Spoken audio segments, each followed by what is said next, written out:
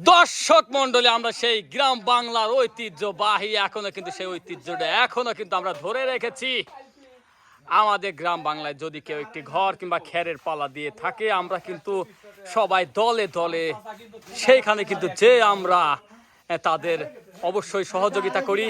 আমরা গ্রাম বাংলার ভাষায় বলি এটা ব্যাগার দেওয়া। আমরা কিন্তু এখনো সেই ব্যাগারের প্রচলন এখনো কিন্তু গ্রাম বাংলা রয়েছে। দেখেন সবাই আচ্ছা, এখানে ঘর ভাঙতে আসছেন, আপনার কেমন লাগতেছে?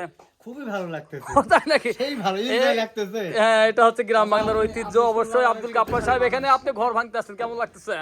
আলহামদুলিল্লাহ ভালোই লাগতেছে। দর্শক মন্ডলী, গ্রাম বাংলার সেই ঐতিহ্যবাহী কিন্তু সেই ব্যাগার খাটার দিন এখনো রয়েছে। একটা ভিডিও করে শেষ করে দেব। দর্শক মন্ডলী, যে ঘর কিন্তু সেই ঘরের মালিক কিন্তু চলে এসেছে, সেটি আমার ছোট মামা। গ্রাম বাংলায় আনন্দগুলা কিন্তু আপনারা গ্রাম বাংলায় ছাড়া পাবেন না দর্শক মন্ডলী।